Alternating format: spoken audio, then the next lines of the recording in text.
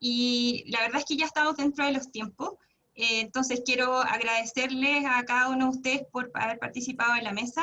También quiero agradecer que uno de los expositores haya sido hombre. Suele pasar que cuando tenemos mesas de género son puras expositoras mujeres y que asisten solo mujeres. Y la verdad es que en la medida en que no vayamos ampliando esa mirada, tampoco vamos a avanzar mucho. Así que me alegro también de que el llamado haya llegado a algún compañero. Y ahora vamos a pasar a algunas palabras de cierre a Javiera, que nos ha estado acompañando en todo este proceso de discusión. Así que Javiera, para que te dejo a ti el micrófono para que nos dejes algunas reflexiones o ideas de cierre con la que te quedas.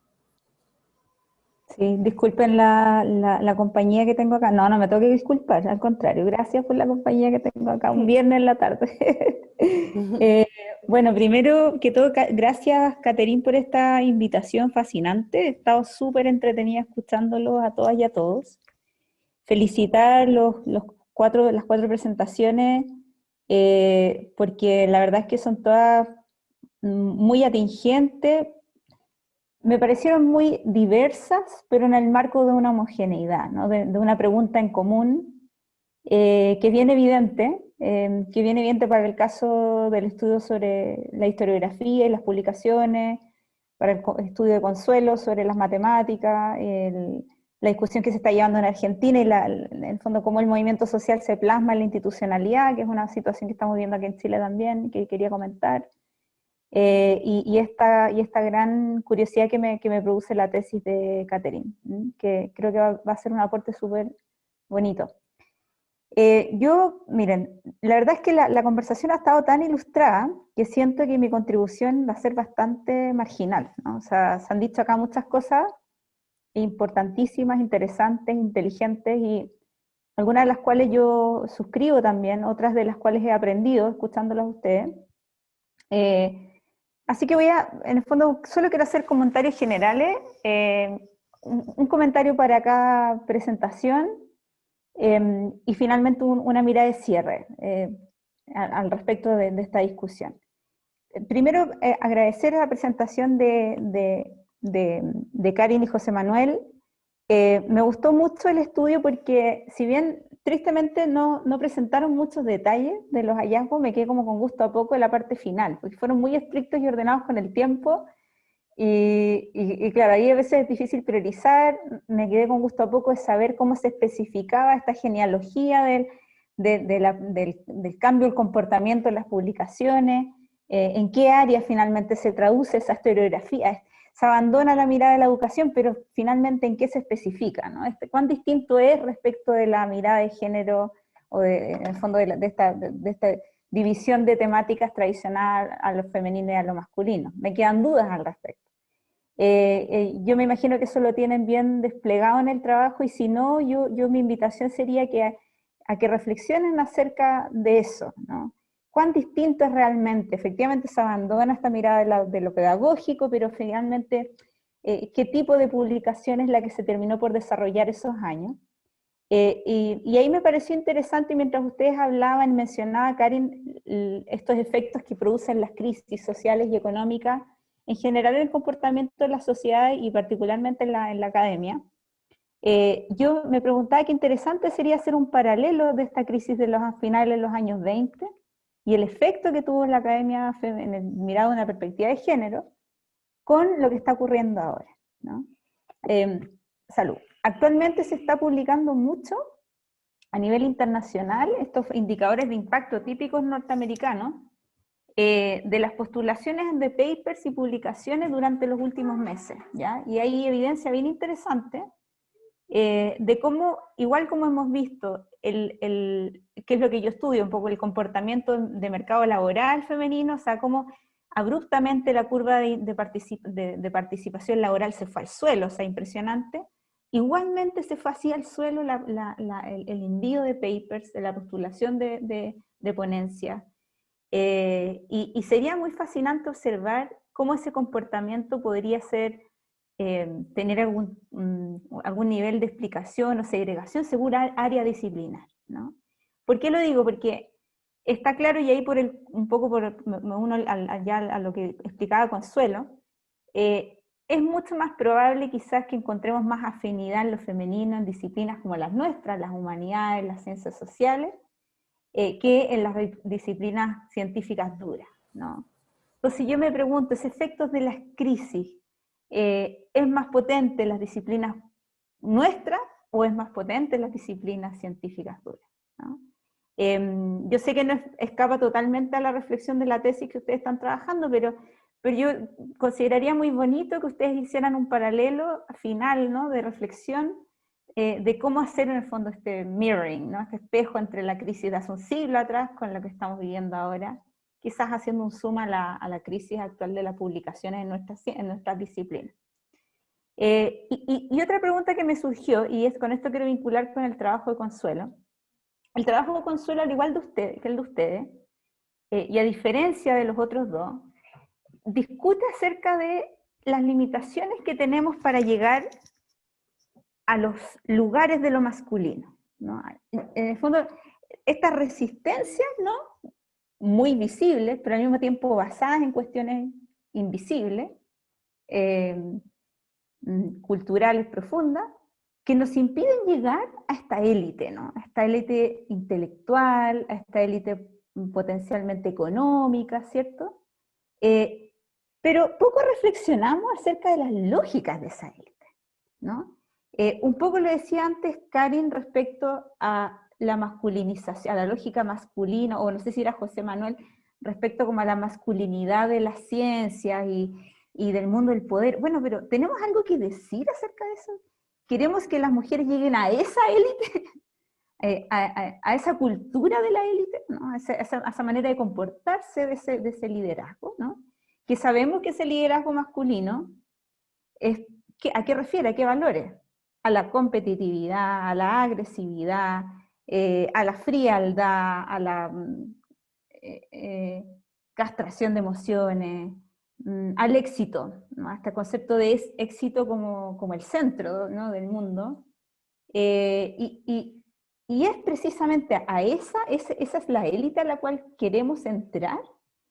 ¿Cuál es el aporte diferencial de las académicas? Y ahí interesante en el caso de las matemáticas, en esa élite. Porque para mí es evidente, es muy lógico, en la lógica de lo que todos sabemos, ya es como muy evidente que vamos a recibir una mirada en menos, que van a cuestionar tu inteligencia, pero yo entonces ampliaría la pregunta y diría, bueno, finalmente, ¿cuál es la lógica de ese tipo de liderazgo, ¿no?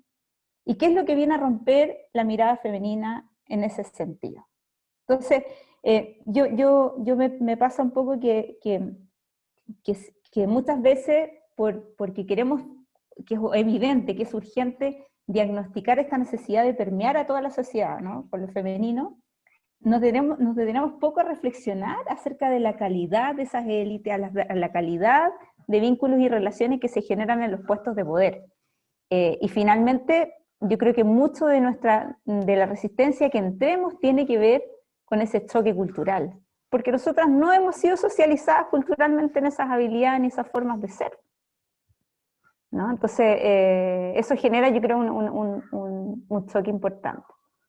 Bien, respecto a Consuelo también, felicitaciones por el trabajo. Me anoté el anillos, Consuelo, porque considero que ahí hay unos resultados, tú presentaste muy poco de resultados, más de las categorías de análisis, y me dio la sensación de que van a salir cosas ahí bien impactantes cuando lo analicen, así que voy a estar pendiente de eso porque me interesa sobre todo tu línea.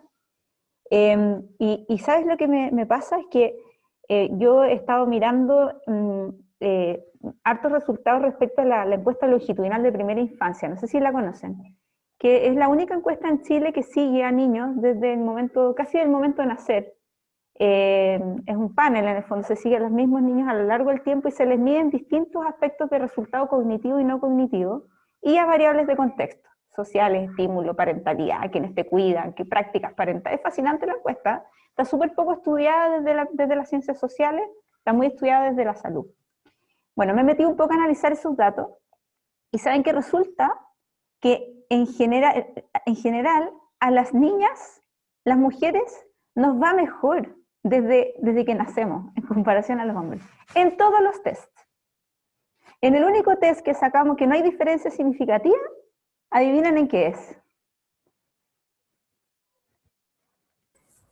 ¿Matemáticas? No, en las pruebas motoras. En las habilidades motoras, los niños no presentan al parecer una leve, pero no es significativa la diferencia, es decir, somos iguales. En todas las demás, a las niñas, a las bebés, nos va mejor. En todas las pruebas cognitivas y socioemocionales, tenemos mejores resultados. ¿Ya? Entonces, algo pasa a partir del mes 48 de vida, 48 de vida que ya son 3 años, ya acercándose a los 4, o sea, a la edad preescolar, digamos, preescolaria. Ahí es cuando se empieza a invertir poco a poco la brecha en los resultados. ¿Ya? Entonces, yo considero que es súper fascinante indagar en aquellos aspectos que antecedieron a estas matemáticas. ¿Ya? Yo tengo una tía mía que es física, y ella me decía que ella fue física solo porque era la hija única, y su papá era físico, entonces en el fondo él transfirió todo su conocimiento a esta niñita que finalmente era su niñito, ¿me entiendes tú? Pero yo no sé si pudieron indagar en esas entrevistas y si es así, qué interesante sería conocer acerca de esos estímulos previos que llevaron a estas mujeres a decidir por estas disciplinas. ¿Por qué? Porque yo creo que tenemos mucho diagnóstico de la realidad, de que hay inequidad, de que no accedemos, de que el mercado laboral está segregado, de que las tareas domésticas, de que la organización social del trabajo familiar es desigual, pero sabemos poco acerca de esos mecanismos que nos llevan a eso y que por ende nos podrían ayudar a transformar la sociedad, ¿no? Está lleno de diagnósticos, pues, todo el rato tenemos datos de desigualdad, está clarísimo, ¿no? Pero indagar acerca de esos por qué, de en qué momentos ocurre eso, ¿no? En qué dinámica, cuáles son las claves en las cuales se genera esa inversión. Yo creo que esas son las contribuciones de hoy en día. ¿Ya? Yo ya me cansé de estudiar, de tener el diagnóstico y los datos de la división del trabajo, y ahora estoy tratando que mi investigación vaya a los por qué, porque estamos todos claros de la realidad, pero nos falta poco acerca de finalmente de esas claves comprensivas para generar el cambio social. Luego yo quería comentar muy brevemente el trabajo de Bárbara. Te felicito, tu tesis fascinante. Bueno, estuve googleando ahí unas cosas y encontré cosas bien interesantes de tu trabajo.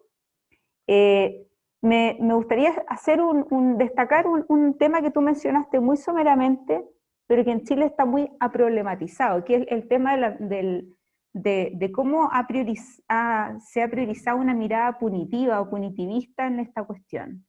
En el caso de nuestra vida universitaria ha sido súper evidente en Chile, y yo siento que todavía no llegamos a una solución preventiva real, ¿no? Creo que estamos todavía en lo punitivo, que yo creo que también tiene que ver con un poco como el fenómeno de la psicología social, ¿no? Como este giro emocional de la rabia, de saber que el sistema no responde a las expectativas, qué sé yo, pero nos falta todavía mucho camino hacia esa mirada de la prevención.